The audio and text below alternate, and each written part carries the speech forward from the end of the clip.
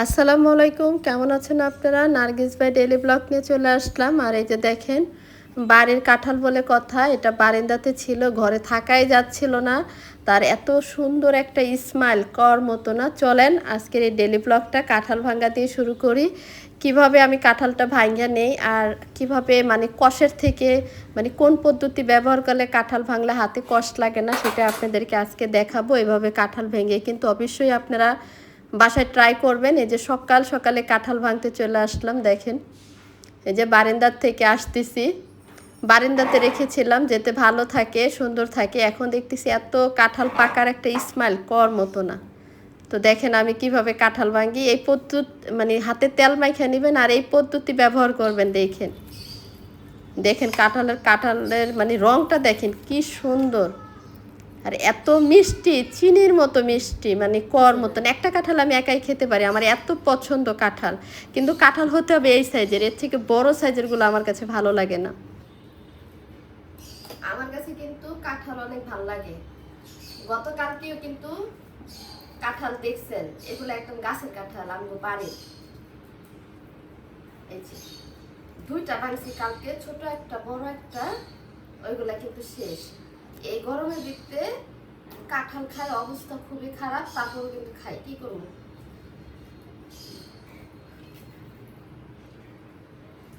কাঁঠালটা যখন আমি এমনি বাইরে ফেলবো তখন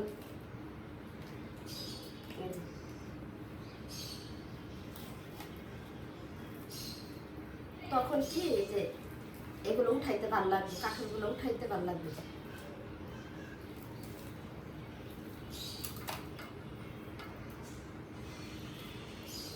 এভাবে থেকে এভাবে কাঁঠাল বানলে অনেক সুন্দর। একবারে দেখেন সব উঠান যাইতেছে।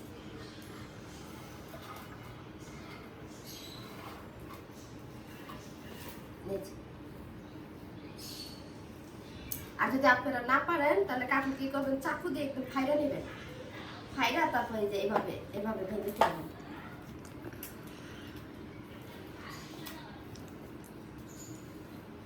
তখন এইটা আলাদা হয়ে যাবে। এই যে দেখাইতেছি, দেখেন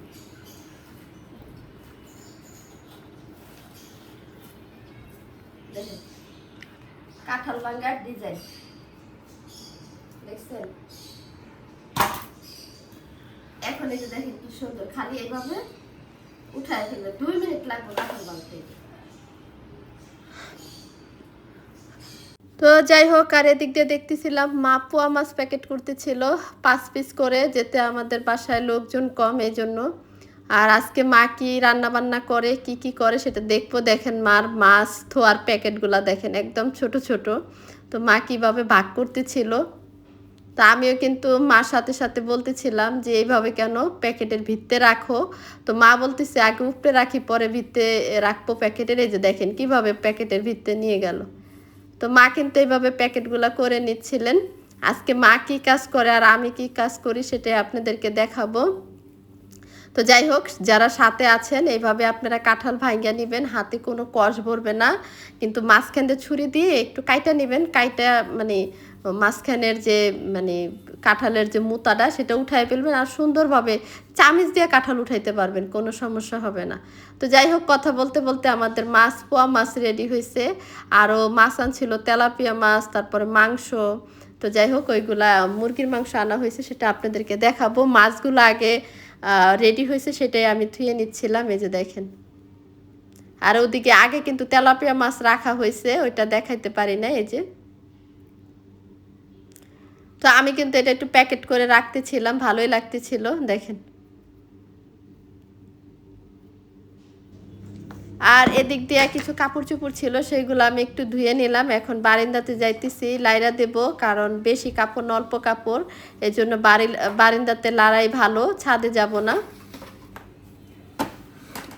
দেখেন, হ্যাঁ আপনাদেরকে বলে রাখি, আগামীকালকে দেখাবো, যারা এই পর্যন্ত আসছেন আমার ভিডিও দেখতে দেখতে বলে দেই, আগামীকালকে দেখাবো আমি বেলকনিতে কিভাবে লাউ গাছ কুমড়া গাছ লাগাইছি, সেটাও আপনাদের সাথে শেয়ার করব। একটু একটু করে দেখানোর চেষ্টা করব, কারণ আমাদের প্রত্যেক দিনে কাজ থাকে। আমরা কিন্তু প্রত্যেক দিনের কাজগুলা মানে মানে এই মুহূর্তে আমি দেখায় উঠতে পারতেছি না, কারণ অনেক ব্যস্ত আমি এই জন্য। তো যাই হোক, কথা বলতে বলতে গল্প করতে করতে কিন্তু কাপড়গুলো রোদ দিয়ে নিতেছিলাম। এগুলো আমার কাপড় কিন্তু আমার শুধু বারান্দাতে দেই, কোনো কাপড়ের সাথে আমি মিক্স করি না, কারণ হারায় যায়, মানে হারায় যায়, ঘরেই থাকে কিন্তু আউলায় যায়, এটাই হচ্ছে সমস্যা। এই জন্য আমি সবসময় চেষ্টা করি যে আমার কাপড়গুলো যাতে আমার সামনে থাকে। তো যাই হোক, অনেকগুলা কাপড়ই পুরানা হয়ে গেছে। আপনাদের ভাইয়া বলতেছিল এই পুরানা কাপড়গুলো এখন বাদ দাও, তো আমি বলছি যে আচ্ছা ঠিক আছে। তো বলতেছে সামনের মাসে মানে বেশি করে একটু কাপড় চোপড় নিয়ে নিও, তো আমি বলছি যে আচ্ছা ঠিক আছে। তো যাই হোক, আপনাদেরকে এটাও বলে দিলাম আমাদের সাথে কি কথা হয় না হয়, তো সব কিছুই আপনাদের সাথে শেয়ার করার চেষ্টা করি। তো যাই হোক, কথাবার্তা শেষ করে চলে আসলাম আমার এই বলকনিতে। তো যেতে কাঁঠাল খাইছি, দেখেন আমি কিন্তু একাই এতগুলা কাঁঠাল খাইছি। তো এখন এইগুলো এই যে রোদে দিয়ে দিলাম, দেখেন। আর গতকালকে যে কাঁঠালগুলা খাইছি এগুলার বিচি হয়েছে এটা। বারান্দাতে যেতে একটু রোদ পড়ে, তার জন্য ভাবলাম যে এখানে একটু রোদে দিই, কাঁঠালের বিচিগুলো ভালো থাকবে। আর কাঁঠালের বিচিতে কিন্তু অনেক প্রোটিন আছে, যারা খায়, যারা পছন্দ করে তারাই কিন্তু জানে। তো চলেন এখন রান্না বান্নার পালা, রান্না করতে যাই। এদিক দিয়ে যে ভেন্ডি নিয়েছি, ভেন্ডিগুলো ধুয়ে নিতেছিলাম ভালো করে। ভেন্ডিগুলো কিন্তু অনেক নরম ছিল। আমি কিন্তু কিছুদিন আগে ভেন্ডির জুস বানায় খেয়েছিলাম, অনেক ভালো। ভেন্ডির জুসে কিন্তু অনেক উপকার আছে, কিন্তু আজকে কিছুদিন ধরে খাইতে পারতেছি না। আসলে মানসিক শান্তিটা আমার মনের ভিতরে নাই, কেন এরকম আমি জানি না। তো যাই হোক, পাটের শাকটা কিন্তু একটা সুন্দর করে ধুয়ে নিতেছি, যাতে পাটের শাক রান্না করব খেসারির ডাল দিয়া। যারা বরিশাল্লা মনুরা আছে তারাই কিন্তু জানে যে পাটের শাকে কি মজা, কি মানে স্বাদ লাগে থাকে, অনেক অনেক মজা ডাল আর পাটের শাক, দেখেন। তো আমি শাকটা কিন্তু খুব সুন্দর করে মানে ধুয়ে নিছি ফকফকা করে। আসেন আপনাদেরকে দেখাই কিভাবে ডালটা আমরা মেরিনেট করে নেই। এই যে দেখেন, খেসারির ডালটা কিন্তু একদম শুকনো শুকনো করে আমরা সিদ্ধ করে নিছি। এখন পাটায় বাটাবাটির হয়েছে পালা। এই যে আপনাদেরকে দেখাচ্ছি, পাটের শাক রেডি করে রাখছি ধোয়ার পরে। আর একটু দেখাই, দেখেন আমি কিন্তু ডালগুলা সিদ্ধ করে নিয়েছি। কাঁচামরিচ দিছি, আর একটা রসুন দিছি, লবণ দিছি, হলুদ দিছি, তা দিয়ে কিন্তু ডালটা সিদ্ধ করা হয়েছে। এখন শুধু পাটায় বাটা দিয়ে কথা। চলেন যাই। এই যে বসলাম, এখন মা বলতেছিল যে দেও আমি বাইটা দেই, আমি বললাম যে আচ্ছা ঠিক আছে। এই যে মার কিন্তু বাটাবাটিও শেষ। আমরা কিন্তু ব্যালেন্ডার করতে পারতাম, ব্যালেন্ডার করি নাই। ভাবলাম যে ব্যালেন্ডার আবার ধুইতে হইব, আবার নোংরা হইব, অনেক কষ্ট, তো পাটাতেই বাইটা নিলাম। পাটা কিন্তু এখানেই থাকে, এই জন্য পাটা কিন্তু ভর্তা থর্তা বানানো হয়, এই জন্য আমরা পাটায় কাজ করতে বেশি পছন্দ করি। তো আমাদের ডাল বাটা হয়ে গেছে। আর এদিক দিয়ে এই যে ছোট বোন মুরগি কাটা নিচ্ছিলেন, মুরগিটাও ভুনা করব ঝাল ঝাল করে, বেশি একটা ঝাল দেব না, যাতে পরিমাণ মতো আমরা খাইতে পারি। তো যাই হোক, আপনাদের সাথে অনেক দিন পরে একটা ভিডিও নিয়ে আসছি। অবশ্যই আপনারা আপনাদের মতামত জানাবেন। আমার যদি কোথাও কোনো অংশে ভুল হয় তাহলে সেটা আপনারা স্কিপ করে যাবেন। আর এই যে দেখেন আমাদের ডালটা কিন্তু, এই যে খেসারির ডালটা বাগার দিয়ে তারপরে সুন্দর করে বলক আনায় নিতেছি। আগে ভালো করে ফুটায় নিতে হবে, না হলে কিন্তু ডালটা মজা পাবেন না। পাটের শাক দিয়ে রান্না বলে কথা।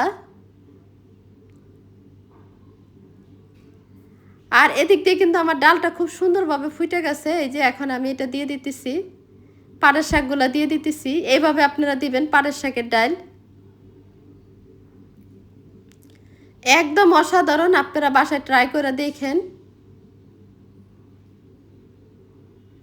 এখন সুন্দর করে একটু লাইরা দিতেছিলাম, বরিশাল্লা মনুরা বলে এটা একটু গোড়া দিতেছিলাম, তাই ঘুরতে দিতেছি আমি। যেহেতু আমার নানা বাড়ি বরিশাল, এই জন্য আসলে অনেক কিছুই বলতে ইচ্ছা করে, আমি বলতে পারি না। চেষ্টা করব আপনাদের সাথে কিছুদিন পরে বা একটু একটু করে চেষ্টা করব যে বরিশালের কিছু কথা আপনাদের সাথে শেয়ার করার জন্য। যেতে বাবার বাড়ি ঢাকাতে, তার জন্য ঢাকার আঞ্চলিক কথাটাই বলার চেষ্টা করি, ঢাকার ভাষাটা বলার চেষ্টাই করি। তো যাই হোক, আমি কিন্তু একটু সুন্দরভাবে লাইরা দিচ্ছিলাম। আর এদিক দিয়ে কিন্তু কথা বলতে বলতে আমার পাটের শাক হয়ে গেছে। তো আপনারা ভালো থাকবেন, আল্লাহ হাফেজ। আগামীকালকে চলে আসবো আবার।